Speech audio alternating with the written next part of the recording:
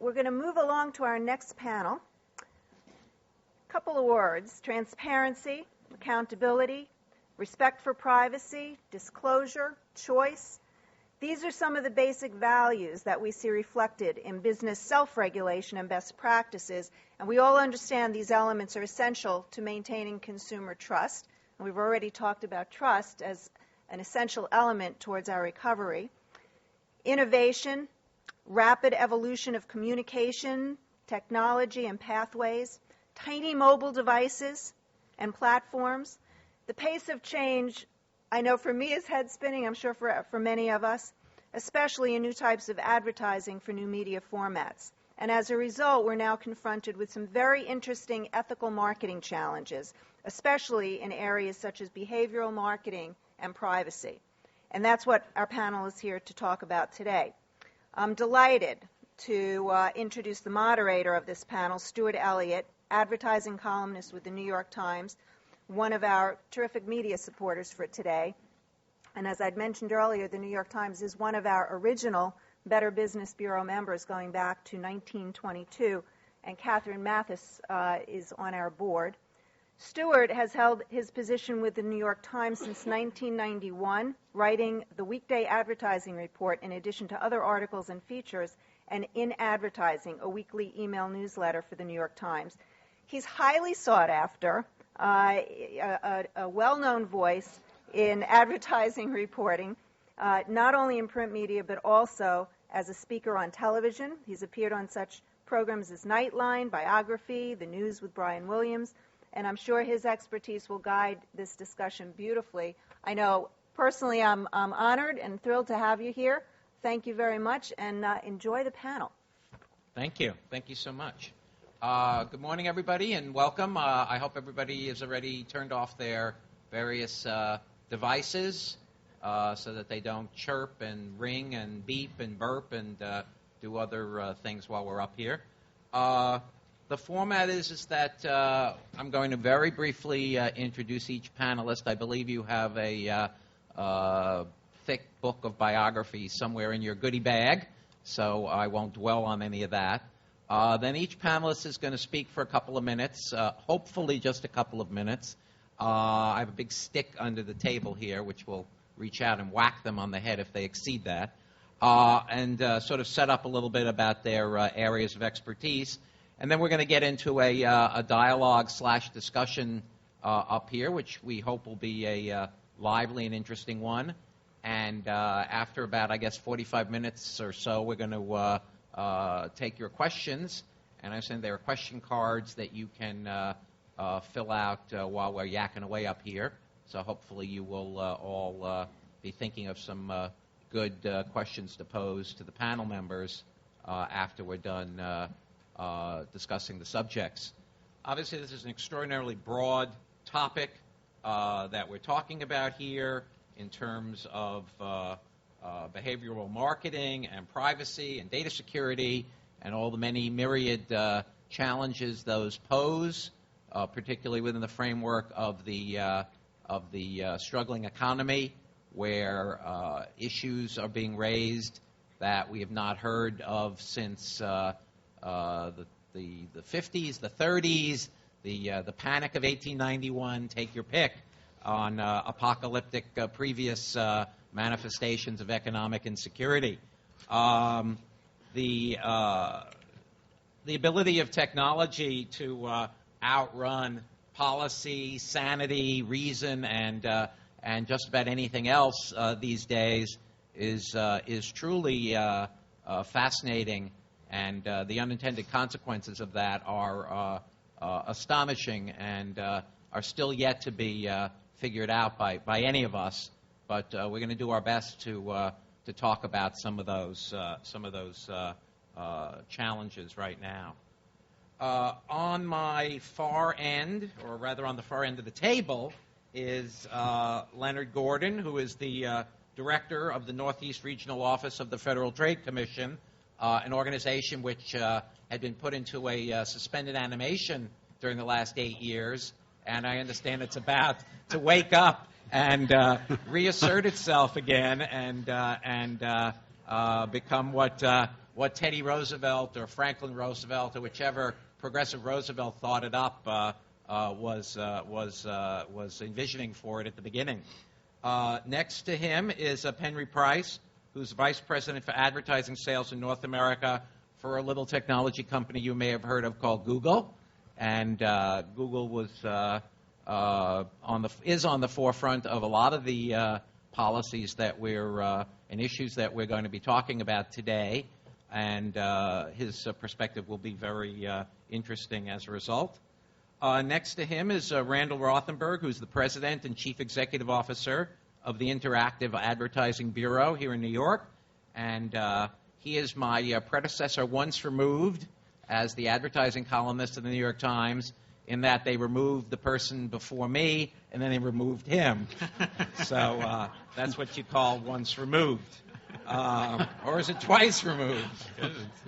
I was removed once, and he was removed. And then he was removed subsequently.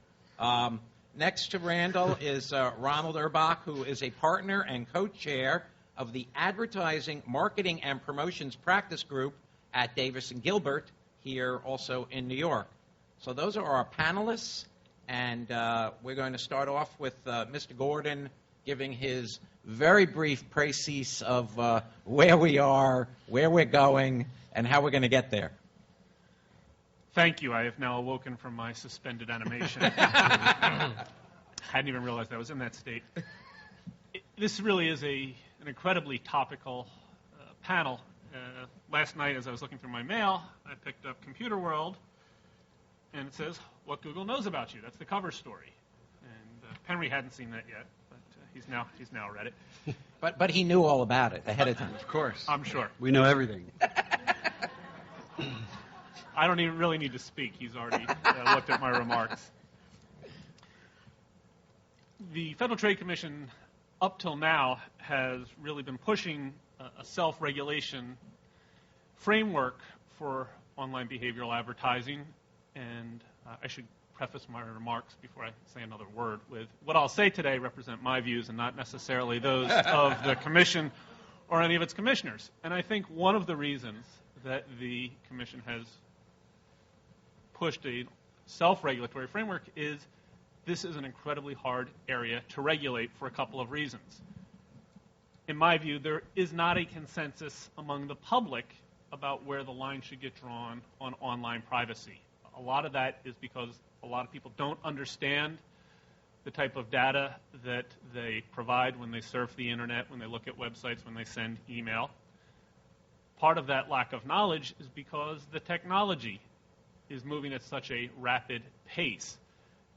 Deep packet inspection was something we wouldn't have talked about probably 2 years ago, and now it's becoming a hot button. So for a federal regulator to get either assist with legislation being enacted or to enact and promulgate regulations in such a fast-moving environment is not something that's easy or that we are perhaps very well suited to do.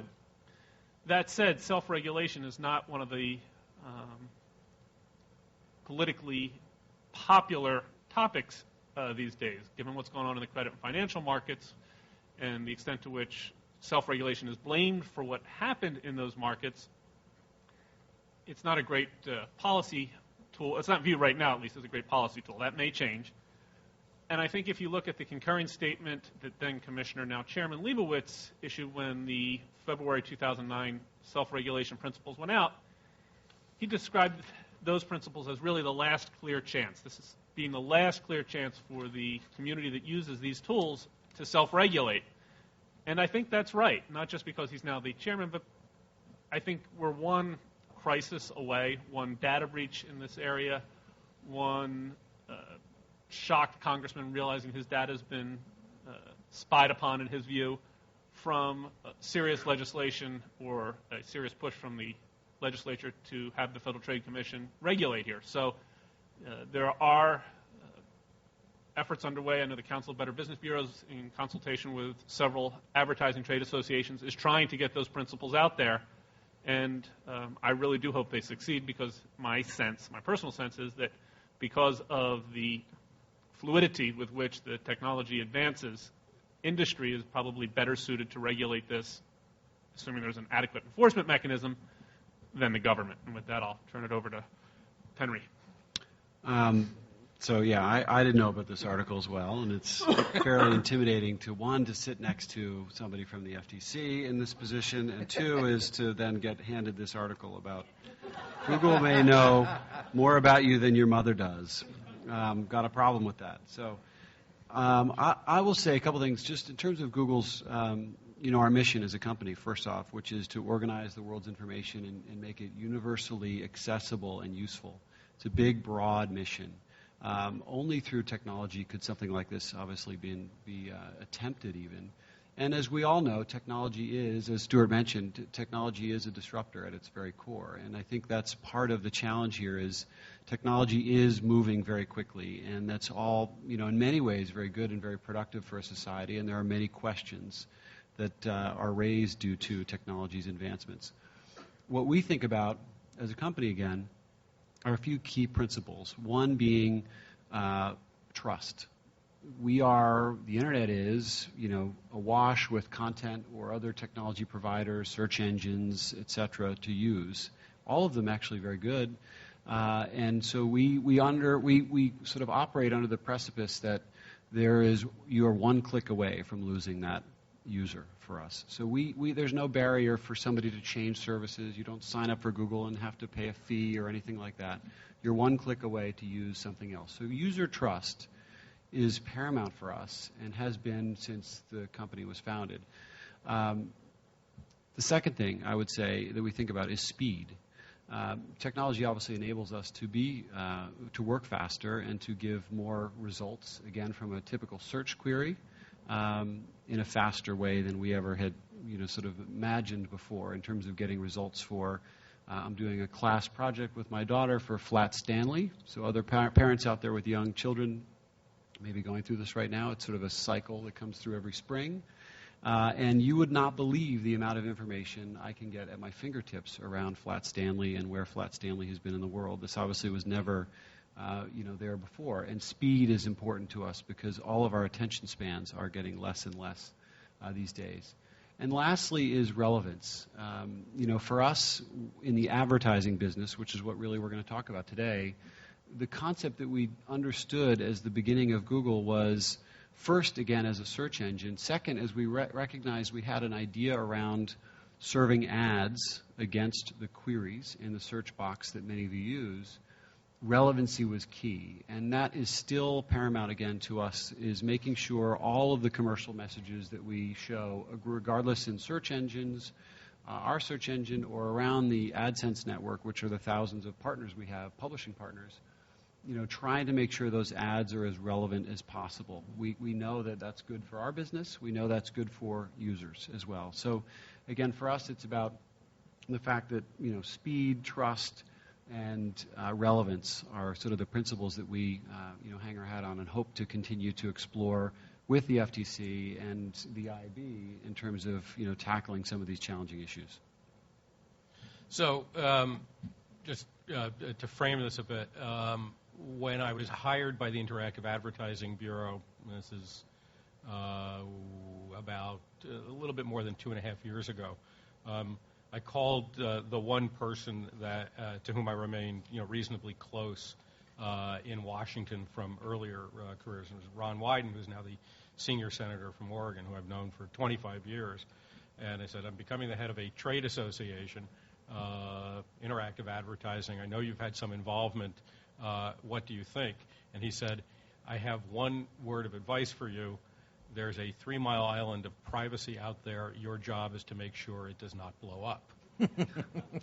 And so I came into this position not having had really a single conversation about that with the board of directors, committed to the belief that privacy had to come back to the front of the agenda for the interactive media, advertising, and marketing industries.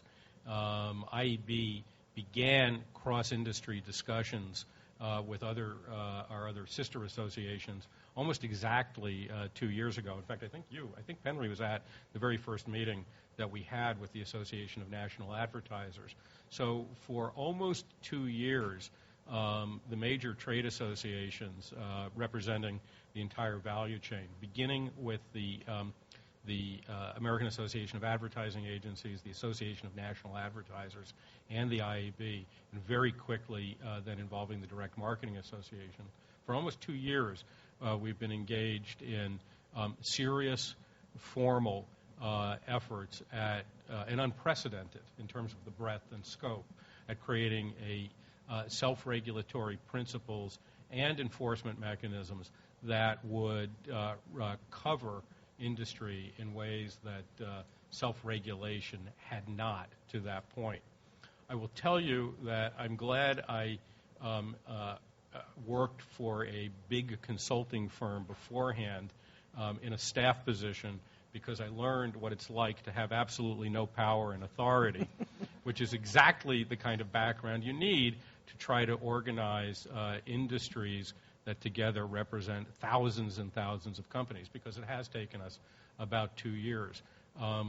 With the guidance and help of the Council of Better Business Bureaus and NARC, National Advertising Review Council, we've come very, very close to what we think will be an extremely direct response to the FTC's call for self-regulation, effective and meaningful, with a real emphasis on effective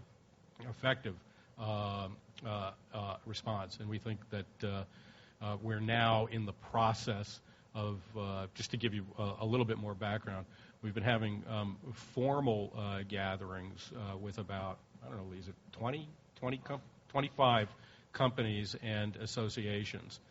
Not just the 4 associations, we now have other associations in there, but agencies, marketers, and media companies representing the largest in the field. We believe that our association boards, we're certainly hopeful that our association boards will endorse these principles, which, as I said, a very direct response to what the FTC asked for. I can go into some more detail as well. And assuming that happens within the next, say a month, we will then begin working on funding, setting up, establishing, and publicizing a self-regulatory mechanism. Now, I have to say, that aside, I do have some concerns, and I think we may pick them up on the panel. I think the definitions that have been promulgated about what is behavioral advertising and what is behavioral marketing have been very, very squishy, to the point of unintentionally dangerous in the ways they could clamp down on historic conventional marketing activity. I am very concerned how there has been a rush to regulatory feeling on the part of some. Not the FTC, which has been very clear about the importance of self-regulation, but some in Congress and state legislatures and various advocacy groups, to assume that regulation of broad categories of practice and technology, even in the absence of any form of demonstrated harm, is the right way to go. So for those of us who are in business or represent business, one of the things I urge is enormous vigilance. Vigilance on the part of preserving your businesses and awareness of how bad regulation can deleteriously affect businesses, and even greater vigilance on behalf of your consumers, and among them, to paraphrase David Ogilvy, it's your family. So this is a large part of what we do, is about advising our members and our colleagues and associates. Don't do anything that would be in any way abusive of trust. So we can talk more about the self-regulatory mechanisms and the things we're doing as we go on. Ron? Thanks. Stuart's funny, and following these great prefaces already, it's what can I say? I just want to raise a couple of points before we jump into some of the detail. First of all, we're making a presumption that you know a lot about what we're talking about up here, and I'm assuming that's the case. If not, it'll come out in the conversation about some of the prior government initiatives in this area and some of the reasons of why we're having this conversation, this discussion about self-regulatory. To give you one little background about me and the firm, to give you a sense as to why I'm talking up here, we're a firm of about 100-plus lawyers in New York City, with one office, and we represent a lot of players in the advertising, marketing, communications industry and have done so for many years. I've been there a long time. Hopefully some of you will say I look younger than I am. I used to talk about that, but not anymore. People say, you do look as old as you really are, which is really not a compliment. But I have a perspective of the industry overall. Well, secondly, the theoretical basis of advertising regulation in this country is really about disclosure. It's really not about prohibition. So the issue fundamentally is to provide information to consumers. The question is what information, how is it presented, how will the consumer interact with it? But that's the conceptual basis of what we're really talking about. Our philosophy in this country is not to prohibit, except maybe in certain small categories I would point out as special circumstances, but it's really about disclosing information. The third thing I want to point out is that it's sort of like the blinking light VCR comment from before, which is a good point, is that sometimes I think, unfortunately, the people who are talking about regulation or talking about the concerns and the sensitivities to what's going on, you should talk to your kids. And your kids could be whether they're young kids or they can be basically kids who I have the full range, college, high school, early high school. They are, in fact, the users of this technology that we're talking about. We are as well, but in a sense, sometimes I think we're like our grandparents, reacting to what we're seeing because we don't understand it. And we're bringing our sensitivities of a different era to that reality. So we have to be careful in what we do, that we don't, as Randall pointed out, squelch that, not because of what we're really concerned of, but probably because of something we don't understand. And I think that's an important perspective to keep in mind. And sometimes when we look to our kids, we ask them, how do we do X or Y or Z? You might get some interesting perspectives from your kids about these issues. Okay. That is a very interesting point because particularly when it comes to privacy, there seems to be a growing sense that the younger demographic groups who are more comfortable supposedly with going online and the technology are far more willing to live their lives in public or at least live their lives on the Internet and to share information about themselves that is flabbergasting to those of us who were upset when we used to get pieces of mail at home addressed to us with that dot matrix printing that says, yes, Stuart Elliott, you may already have won the Publishers Clearinghouse sweepstakes. Show of hands, how many people in this room are on Facebook? How many people are absolutely astonished at what the teens and 20-somethings will share on their Facebook pages that you in a million years would never, ever, ever tell your closest friends, much less the entire world of Facebook friends? I would just say to that, and how many of you have been on Match.com and have put information on there that is really not true and you share it about yourself? So it's an interesting adult version of that as Match.com. So. I think, of course, given the way this process works, is that the older cohort is, shall we say, fully represented in this process, if not overrepresented. And there is a risk, I think, in coming up with definitions and practices that are going to be perfectly fine for people who grew up in the 1970s and 1980s and had a different viewpoint on all of this when this technology didn't even exist. On the other hand, that kind of weighing of precedent and so forth is what most of the legislation in this country, that's mostly how the legislation in this country is written and how the regulation is written. But I want to say something that the behavioral marketing proposals that have been forwarded are not at all directed at voluntary disclosures on social networks. I mean, that is an issue. It is a concern. But for the most part, and there have been state. What I'm saying is that's coloring. I think that's coloring people's attitudes toward the advertising and marketing elements that are going on online. There's a lot of, I guess I'd call it errant conflation.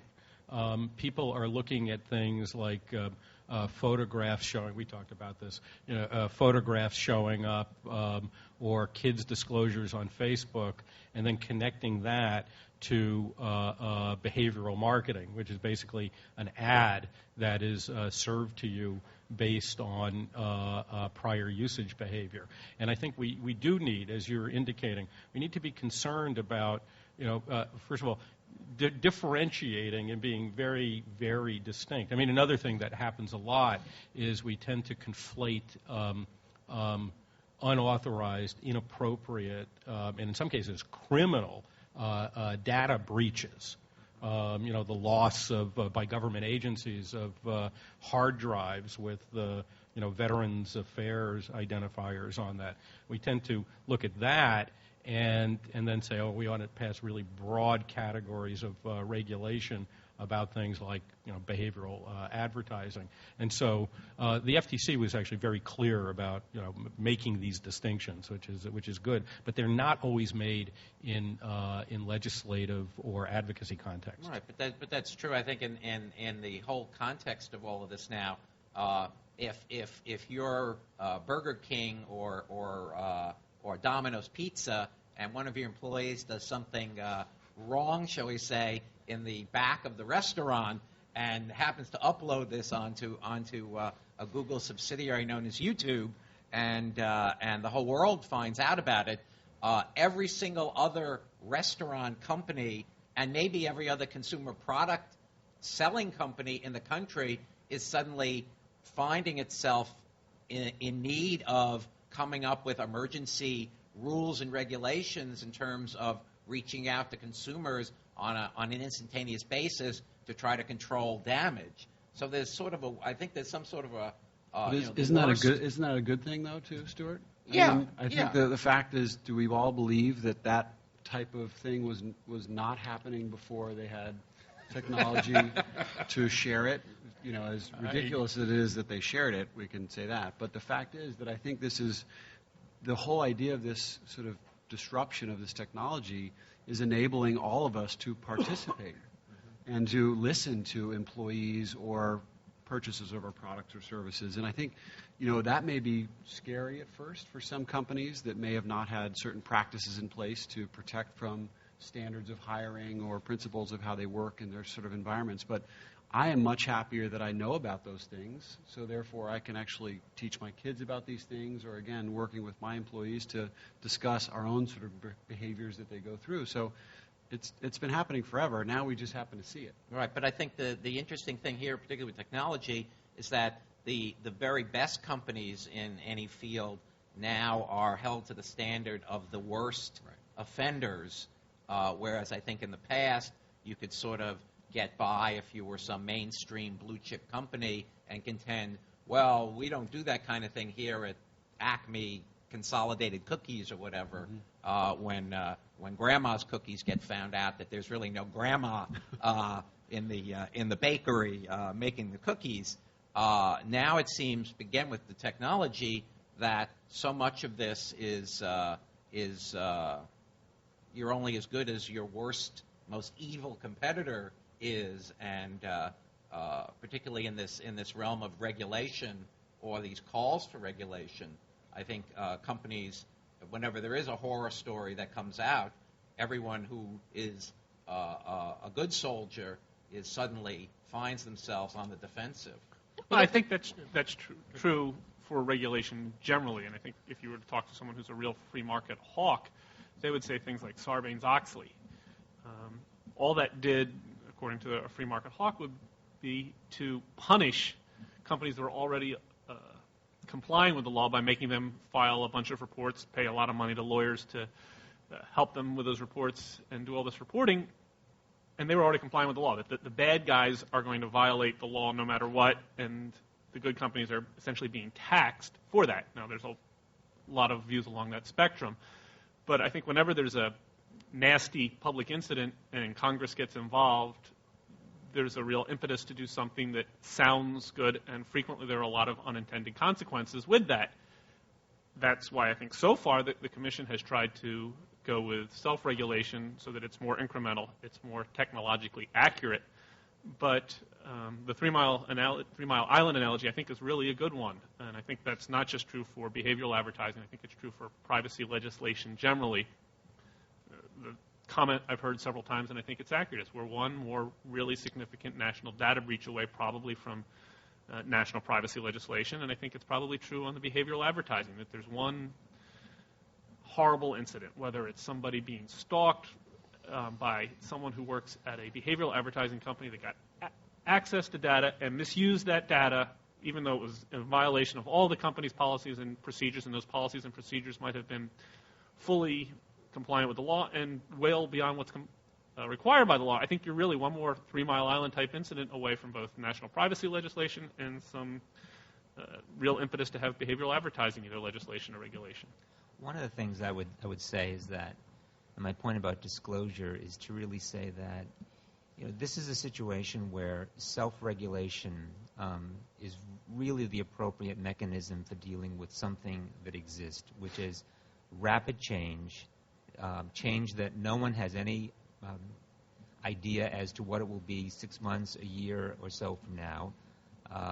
And to somehow say that government regulation is the appropriate way to deal with that is a reaction, in a sense, to fighting the last war.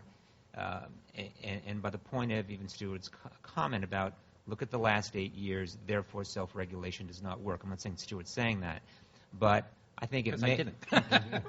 Because I think that maybe the lax regulation that may have occurred in the financial services area somehow means that therefore self-regulation does not work overall is a broad generalization that I think is a dangerous concept. And I think the other part of the reality is that legislation and sometimes even regulatory action is politically motivated, politically in the sense that it reacts to what's in the marketplace. And that may be good sometimes, but as it could be shooting a shotgun at a small fly across the wall. You might have unintended consequences as part of that. So when you have a situation which is not inherently wrong or immoral, fundamentally behavioral advertising sounds nefarious. So there's something wrong with that. We're controlling someone's behavior. From the dawn of marketing, trying to understand who your customer base is and trying to be appropriate in communicating to them with a message that they want to receive and understand, that's sort of like a big duh.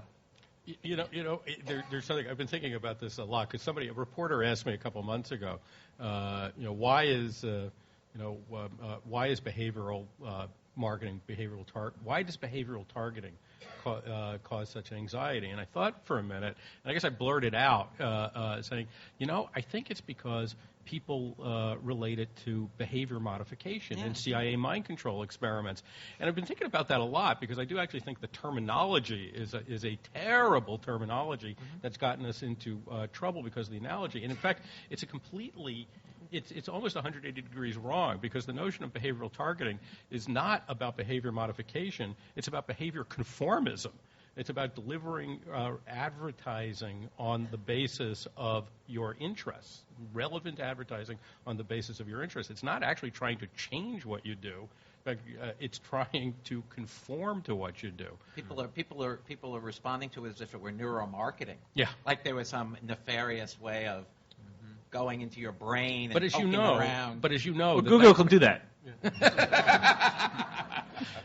But in response to what you were saying, I want to give a very concrete example about this, which is one of the ones that's worried me. Representative Rick Boucher, who's a very smart and technologically savvy member of Congress, who was head, I don't know if he still is, of the Internet Caucus, has announced his intention, many of you in the room know this, announced his intention to introduce legislation that would regulate, in some fairly strict ways, behavioral marketing. And one of the things that they have said they intend to do is require an opt-in for any use of personally identifiable information, meaning that ads could not be delivered to you on the basis of personally identifiable information unless you have prior opted in. So we asked the question, would you include IP addresses as personally identifiable information? And the answer is yes. That was what they said. Now, two things. One is that means that if you go to Google or Ask.com or Yahoo search and you type in Toyota Corolla because you're looking for best prices, availability, Toyota Corolla, the ads that show up on the corner, we're giving the local, Toyota of Wantagh, Toyota of Bellport, could not show up because the broad geographic locator is your IP address. It's not your household identifier, because the other thing that's important to note is most IP addresses are no longer fixed to an individual or household. If you're on any kind of broadband service, the chances are far better than not that your IP addresses are what's called dynamically served. There's a range of IP addresses, and you get a different one each time you go on. So that's an example of an old form, thinking of an IP address as fixed to your physical address, writing a regulation around that would then prevent you from getting locally relevant advertising for something that you're searching for. But it does seem that the public, and this is a big generalization, the public has long since acquiesced or even approved of the idea of self-regulation among all the traditional forms of advertising. There was some agitation in the 60s and 70s with the consumer advocates to try to get the government involved in regulating TV commercials and print ads and direct mail and so on and so forth. And the advertising industry, to its credit, jumped in with a preemptive move where they set up the self-regulatory mechanism through the Council of Better Business Bureaus and basically diffused that bomb and got that monkey off their backs. And for 30, 35 years, that has proceeded perfectly acceptably. It does seem, however, for whatever reasons, and like you say, many of them are completely incorrect or even irrational, this kind of advertising, online advertising, is being considered by the public, or at the least by some politicians, as something different. And maybe it's because the terminology is not precise and people are mixing it up with mind control, or maybe it's because it's all new and there are people that are, frankly, uncomfortable with technology. You have all of that happening, and I think to talk about self-regulation as the answer, as it was with regular advertising, is a little bit of sort of a whistling past the graveyard kind of a thing, in that there does seem to be a large consensus that this kind of advertising is different from other kinds. So do you try to reassure people that that's not the case, or do you try to make a better case that self-regulation is more efficient and preferable to government regulation? If anybody want to take that? If I could start, I think Ron hit one of the big issues, and perhaps it's the biggest issue, and that's disclosure. And it's hard to have meaningful disclosure policies. And that's not just true here. If you look at the credit crisis, at whether it's mortgages or credit cards, there's a growing sense that consumers do not understand the terms under which they buy services, and that would include online behavioral advertising. They don't understand privacy policies. The governmental impulse is to give them more information. The problem is that there is information overload, and whether that's in your mortgage disclosure statement, your HIPAA medical privacy statement, your privacy policy for your internet provider, it's not working. So I think the advertising industry is actually uniquely positioned to try and improve that. Google has some YouTube videos that try and explain the type of data that they collect and what uses they make of it. And that seems to me to be an excellent model, perhaps, to follow. But there needs to be clearer, more concise, more meaningful disclosures of what type of information is being gathered and what uses are going to be made of that information. And the challenge is going to get more intense because more and more of the interaction is going to be on devices that are smaller and smaller, with screens that are smaller and smaller, which will make it even harder to provide relevant, important information and enable consumers to then act on that information. Yeah, I was going to add a couple things. One, completely agree about disclosure, and I think what the FTC has put out, I think it was February, in terms of some privacy guidelines, Google very much supports, and working together with, again, the FTC and Randall and the various associations believe that that's a sort of a common sense approach to sort of at least moving towards getting collective agreement on how to do this. Disclosure for us, as we saw those principles published in February, it was exactly around the time we were coming out with our own sort of, again, behavioral, use that word because that's what the industry says, behavioral product or service. We decided against the name behavioral for the reasons that have been sort of addressed here, instead use the words interest-based advertising. Again, it may seem as a nuance in terms of how we are trying to potentially move away from some of the negative connotations, but actually the service, which is up and running today, is based on users' interest. It's actually less about their behavior, meaning what they've done in the past 30 days on the web, more to what interests they've proactively signed up for, meaning they have, in terms of disclosure, again, addressing there all of the ads that Google runs on our publisher partner sites, which again are thousands and thousands. We have a little, and hopefully a lot of you have seen on it, and hopefully you've all clicked on them, which helps me keep a job. But the idea is, in the lower right corner, it says ads by Google. And so part of disclosure is making sure it's prominently disclosed. So if somebody sees that, they can click on it and go to what Leonard's talking about, an area which has an opt-out capability. It has what we've captured in terms of various cookie data to say, these are the interests that you seem to have. Are these correct? Or would you like to remove them? And would you like to add other interests? In the hope that there is such a thing that I believe in, which is there are good ads. The industry, again, and sort of people collectively, I think, sometimes think there's no such thing as good advertising. And I think there's lots of people in the industries that we all service and work with would argue there.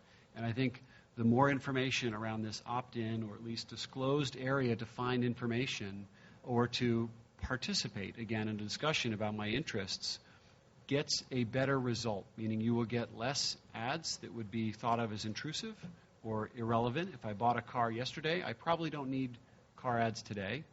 And therefore, again, having a better dialogue and a better experience. So for us, disclosure was a big part of that, and also working with the FTC privacy principles to get to a better result in terms of these interest-based advertising that we know is very valuable from a marketer standpoint as well. Just two things. I think those are very, very good comments, and I think a good point is to say if you think advertising is bad, go talk to the newspaper industry. And I think the very simple reality is that advertising is the revenue model by which we get content today. If you don't want to do that, go on pay-per-view, and you can buy your content that way. So to a certain extent, get over it. Advertising is here, and it's got to stay here, and there's very positive. Fundamentally, advertising, whether it's creative or not creative, provides information for you to make an informed choice. Simple as that. Second thing about disclosure I want to point out. I had a Mezzo. It's slanted and it comes from it has a point of view behind it. That's true, but what I find fascinating, it's not dispassionate. and it's even when we have this discussion about children and the need to protect our children in a different context, different discussion, different debate, to somehow think that our kids don't get it, they're going to be swayed by what's there. And I'm not talking about younger kids, but my kids, they get it. They get it way better than we get it in many ways in understanding and figuring out what is advertising communicating and what it's not.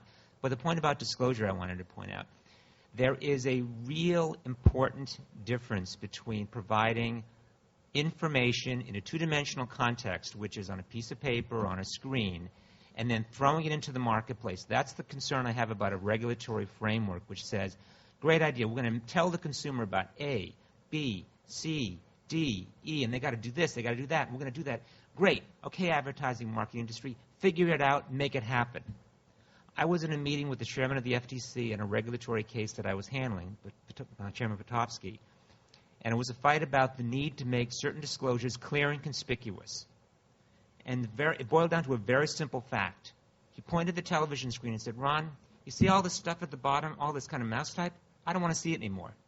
That was the case. Meanwhile, to say, by the way, most of that stuff, the government makes us put in the advertising in the first place.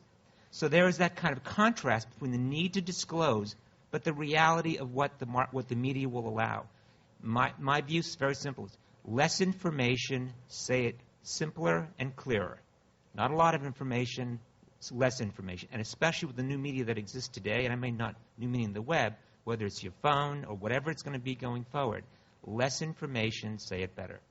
You know, I just want to pick up before you get to the questions here, because Ron alluded to something that's actually very important. I am not an attorney. I know advertising and marketing.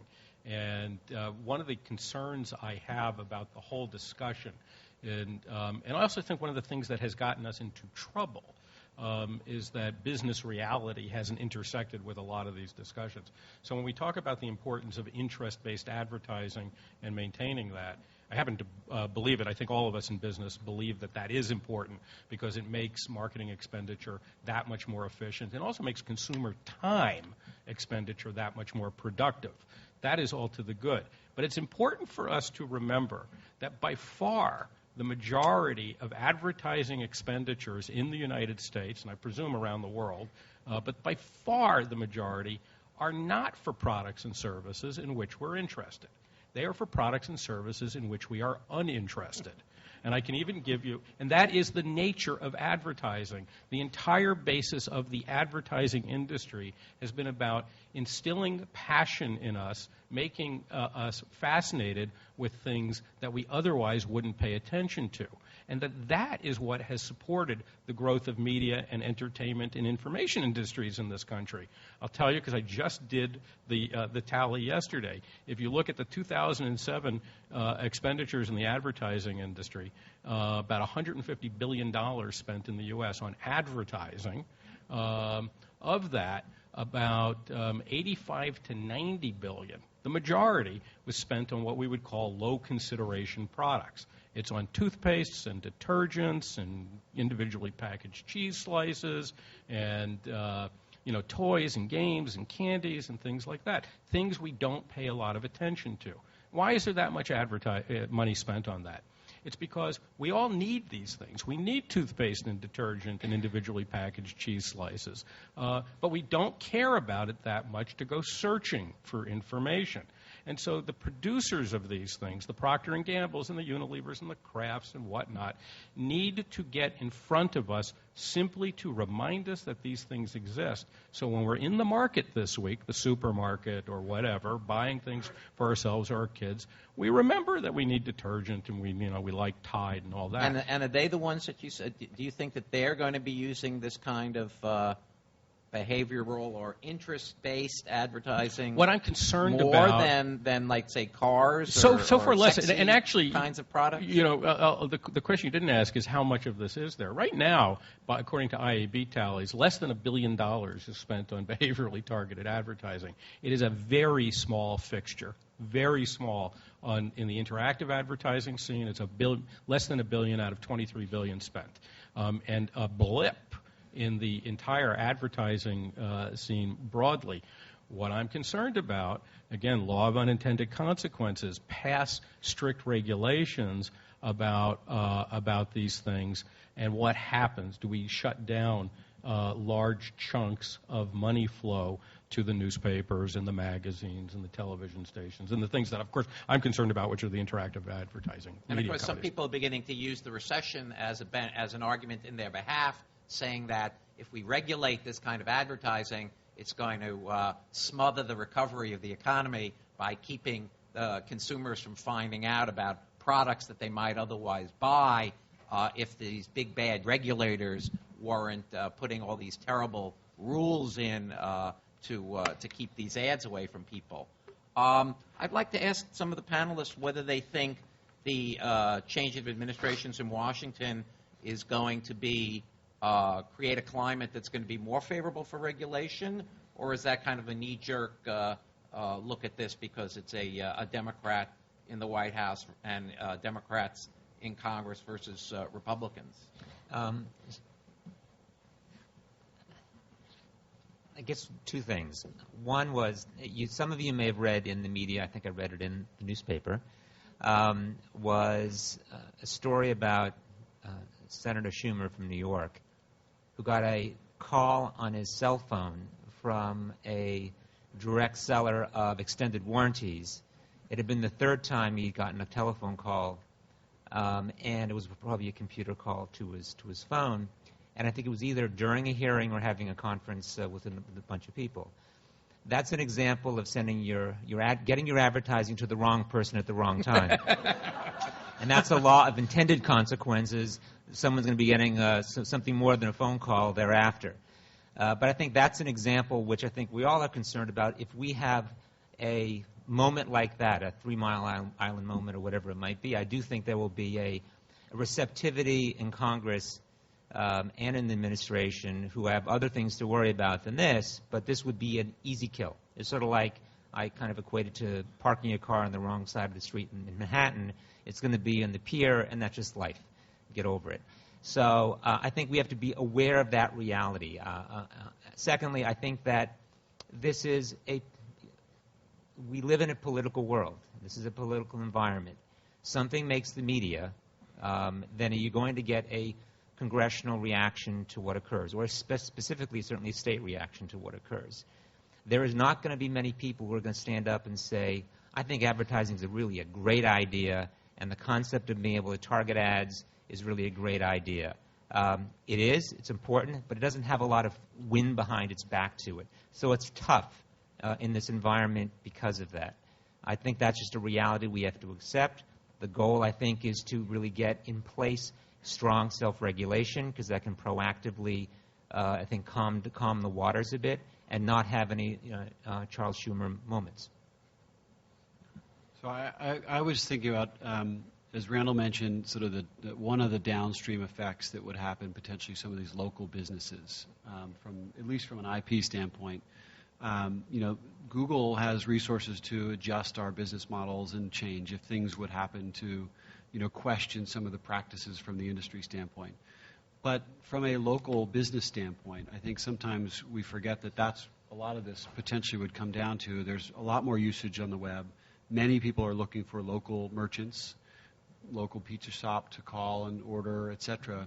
If I'm not able to find those, the real downstream effect of some of these could be some local small businesses, which obviously nobody's in a position to want to do. The second thing I think from a downstream effect that I was thinking about was, we all grew up, at least the last 15 years of the web. We remember 15 years ago what the ads were like. They were huge whack-a-mole pop-ups that would jump in front of you. Every time you moved from a site to a new site, another thing would pop up. And actually, sometimes 3 or 4 of them would pop up. The case that we're talking about potentially moves us the pendulum backwards. Again, if it goes to extreme regulation areas, of course, to more spam-like marketing, where we go back to just blast out as much as possible, no targetability, very, very inexpensive, but no targetability. And therefore, again, we go backwards from a user experience standpoint to get to a place which is not, I don't think, what we all want to do. And that's the trade-off, which is how much data do we all collect? How much are we as consumers willing to give to continue to move to a better experience, which is, again, and the way I look at it is just good advertising, meaning hopefully relevant, of value, that helps me make informed decisions for something that I am actually interested in, that I do actually have intention to buy. So that's the continuum, if you look at this, is that real crazy spam world that we all, I think, agree is probably not where we want to go, to really tough privacy issues, which we, of course, agree with, too. We don't want to go that far to this side. Somewhere in the middle is where we, I think, are operating, and I think we want to get to. I think the answer to the question was yes. I do what was the question? What was the question? Whether the change in administration makes this a more pro-regulatory environment, I think the answer is yes. Whether it hits online behavioral or targeted advertising, I don't think is clear yet. Yeah, I think picking up on what Len's saying, actually, if we look at where the voices are, it's pretty ecumenical politically.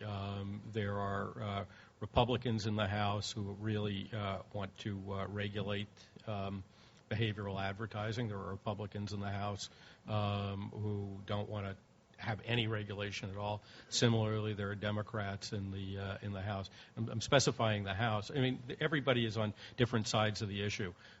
What we've been told is, yes, it does seem that a House proposal is very likely this year. Whether it reaches legislation or not, we don't know, or a legislative proposal. We've also been told the Senate that there is almost no chance that there'll be action this year. But that's not really the issue. The issue is, do we do something? Do we get ahead of this curve? I'll be the first one to admit, primarily because I wasn't there to take the blame for what happened before, that the industry went underground when it shouldn't have. This first flared up around 1999, 2000, when DoubleClick, a pioneering firm, announced its intention. You were around, you were involved. Announced its intention to buy Abacus, an offline database company, and combine those databases. And all of a sudden, the idea of combining truly personally identifiable information, name, address, rank, serial number, whatever, with what was presumed to be anonymous media consumption behavior really did inflame people. And the Congress and the FTC got involved. Industry, which was a very young industry, very young, was like blindsided. They didn't know what had hit them. They did the right thing and formed the Network Advertising Initiative, a self-regulatory body. So all good things happened over a 2-year period, and then everybody went underground, and they kind of said, dodge that bullet. We don't have to worry about this anymore. And that's why this has come back. What we have needed to do, what we should have been doing for most of the past 10 years, is continuing to talk to our public, to talk to consumers, and to talk to legislators and regulators about what are the benefits, where are the dangers, how can we make sure that those dangers do not come to pass, how do we make everybody comfortable, how do we disclose, I apologize to the 40% of the panel who are attorneys, how do we disclose in real, honest-to-God, human English language, like the kind of stuff he writes and I used to write, not the language that lawyers write? How do we do the right thing and make people comfortable? We didn't do that. So now we are playing catch-up. I'm fairly confident that the catch-up we're playing will work and will be the right thing to do, because the alternative could be very, very damaging both to business productivity and investment and to consumer interests. Randall, can I ask you a follow-up question? Yeah. If you look at the FTC's principles, there's a clear line drawn between contextual advertising and first-party tracking, as opposed to what we're describing as behavioral targeting. Right. If tomorrow behavioral advertising was outlawed, how big an effect would that have if companies could still do contextual and first-party tracking? I think, as Penry indicated, I think it would be kind of be tantamount to the spam reinstitution bill of 2009. That what would happen is there would be an avalanche of irrelevant advertising, reappearance of things like pop-ups and all.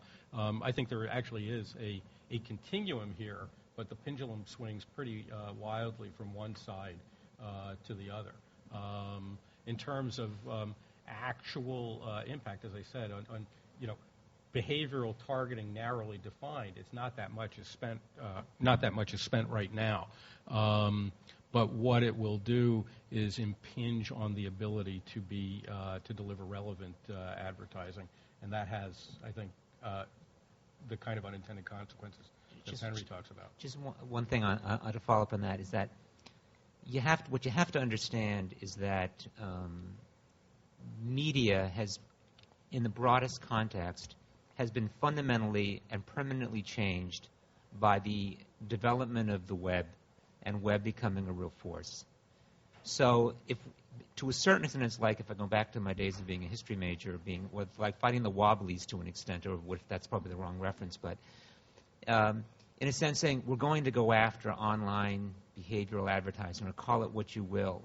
Meanwhile, fundamentally, for media to survive in this marketplace, they are all adopting some method of trying to create advertising that is much more targeted, much more focused, much more directed to who you are, whether it's television, whether it's print, whether it's billboard, whether it's direct mail, whatever it's going to be. WPP is not the number 2 research company in the world for no reason. The reason is because fundamentally it's not just simply about doing terrific advertising, creative advertising. It's about understanding the consumer. And that understanding, yes, it's magnified in the context of online behavioral advertising, but that has impacted the entirety of the industry. So to a certain extent, we have to just accept that reality. Yes, we should have appropriate self-regulation, but to somehow say there's something nefarious about this, something wrong about this, it's off the extreme. And you have to kind of come back and focus on what are the benefits fundamentally of advertising. The answer is you want a media to survive, like newspapers. The answer is that it has to have advertising that works. I think the advertising industry is well suited to deal with some of these issues. They need to get the message out about how this works, why it's a good, because it pays for the, quote, free content, and that will enable the public to make some important choices. And if the public thinks about these things, they can let their representatives in Congress know, and we'll have an informed debate, and we'll be able to make choices as a society that hopefully lead to the efficient allocation of resources. But I think Randall's point about the industry going underground and waiting for 3 Mile Island to happen is apt, and hopefully we'll be able to have the informed debate.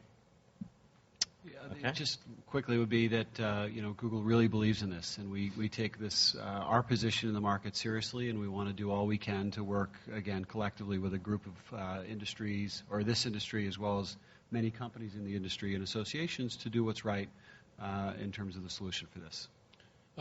I have been worried for the past 2 years about overly broad legislation or regulation. I've been deathly concerned about the Brodsky bill in New York State, which is so broad that it would effectively put all traditional advertising research under a formal regulatory umbrella. We've been much more comfortable with the FTC's revised principles issued in February. The self-regulatory initiative that the various associations have been embarked on is going to be very responsive to the FTC. I think I was going to say shockingly responsive. Is that the word? But it will be very, very responsive to it. And we think that with the appropriate level of industry support, I mean from real companies, and the appropriate level, meaning a lot more communication to the public and education of the public, we will be able to effectively self-regulate and reduce concerns, especially because, again, what are people worried about? Well, they're kind of worried about the delivery of advertising, which in the grand scheme of things is not that big a deal. If we make sure that we protect data breaches, personally identifiable information leaking out in bad ways, and making sure that they're able to find out what's going on and opt out if they want to, that should be able to get us through this pass. Yeah, I would endorse that. And I think if you look at some of you who were involved in the broader advertising industry overall, the discussions and the debates over the last few years about food, childhood obesity, and the regulatory actions in that regard, and then the industry's reaction in terms of on a self-regulatory front, which have been very positively received, have been difficult and a struggle and hard work by Lee Peeler and others to really make it a success that it is, I think is very impressive, and it shows that, and it gives me a lot of confidence that I think we will get through this well, and I think people, once we're on the other side, will say, good job. Could it be better? Always. Will it be better? Yes. But certainly much preferred, and we're going to move on to the next big issue. Okay, we've got some questions up here, and if anyone else has some more, we'd love to hear those. We've got a couple of questions that seem to indicate that the audience is a little bit more feistier on the concept of self-regulation than maybe our panelists are, and I'd like to ask one of those here. You can't separate self-regulation, quote-unquote, from its economic, cultural, and social contexts. What assumptions about this context are informing your expectation that self-regulation is going to be effective? That was to Google? No, that's to anybody. Poor Google. I think self-regulation in this area can work. I think self-regulation in the financial sector is different. I think the problems in the financial sector stem primarily from the decoupling of risk with the people who are holding the risk, and I don't think that paradigm really applies here. The sophistication of the technology, the speed at which the technology moves, make this an area that I believe is ripe for effective self-regulation. There has to be consequences, and there probably has to be some law enforcement on data breaches and on companies that promise one thing and do another. And I think even beyond the enforcement mechanisms of self-regulation, you probably do need the FTC, states' attorneys general, to bring cases if whoever it is not protecting sensitive information, and that information is getting out and harming consumers. You're going to see not self-regulation, you're going to see real law enforcement. And if companies are promising consumers they'll do one thing with their data and doing another, I think there you'll see very straightforward deception cases like we've brought already on website privacy promises. As to the types of disclosures that are necessary, I think their self-regulation may be better because of the fluidity of the technology. Okay. It speaks for us, absolutely. Here's a question that asks about what about companies where they're actually trying to change consumer behavior? And the questioner offers a positive example.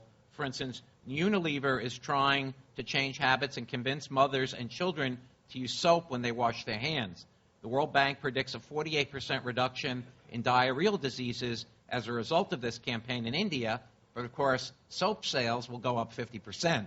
So you have, I guess the questioner wants to know, we're talking about, in some aspects, there is behavioral change that some of these advertisers are actually seeking.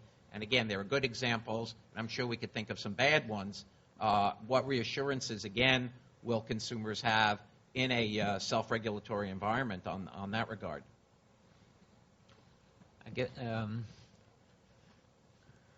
What I would say to that is I think that raises issues that are really beyond the scope of either the theoretical government regulation that's being talked about, enforcement actions as Len raised, or the self-regulatory discussions here. That raises a different issue and one that I think is an interesting debate and discussion, but I'm not sure it's really within the scope of what's talked about. And that's not trying to avoid the question. I just think it raises more of a philosophical issue than really an issue in terms of how is a particular practice done and how is it handled. One of the best books written about, one of the best scholarly works written about advertising over the past quarter century is a book by University of California historian, sociologist named Michael Schudson. Book Advertising the Easy Persuasion, came to a very famous conclusion, which is that advertising is capitalist realist art, that its primary power has been to create almost an intellectual and cultural infrastructure in favor of free commerce as a driver of cultural, social, and economic change. That it actually it's very rare to find instances in very time-delimited periods of advertising significantly and permanently changing behavior. But it does change it through time. So teaching us to shop for canned goods as opposed to asking the grocer to pull things down for us, or teaching us to wash our hands and brush our teeth. But so yeah, those behavior changes do happen, but historically we've seen quite a lot of research done on this, that they tend not to happen quickly on the basis of single advertising campaigns. And the last question we have up here, what role does the growth of mobile device usage play in the acceptance of targeted advertising, either targeted on behavior or on the basis of location? Is this going to spur usage or spur examples of excesses? Either way. Just from our view anyway, this is a real issue in terms of this. There's extreme value in targeting based on location, right? There are companies would love to know that I have, again, on an opt-in basis, I will say, as we start this, as an opt-in basis, if I'm, agreeing to have a dialogue with any marketer, whether it be, maybe it's Nike in this case, and they know that I'm walking by one of their stores or one of their running routes that they've measured on maps, et cetera, and they would sort of send me a commercial message at that point. It's great, very important for me. That's very relevant. And for them, it's actually adding, again, value to me. But it's an extreme area that we're concerned around in terms of the opt-in because of this you could talk about overwhelmed with commercial messages coming into an email box, an SMS text, instant messaging, et cetera.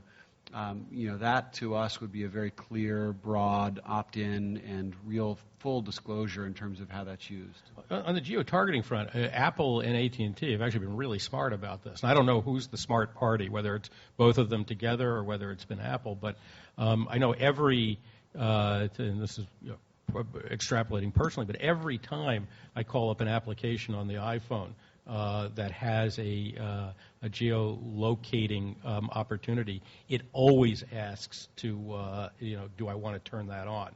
You can set the preferences to turn it on permanently, but if you haven't done it, it will ask, and that actually is a smart thing. But that said, and I would defer to Ron on this, the telecommunications companies already operate under a fairly strict regulatory regime regarding user privacy. And so that tends to be the way they've kind of integrated the mobile web into those policies rather than used the mobile web as an exception to those policies. So I'm not sure how relevant it actually is. Yeah, I think unfortunately I do think we have to wrap. I've gotten the notice several times. Please thank our panelists for a discussion of these important issues today, and thank you all again for coming.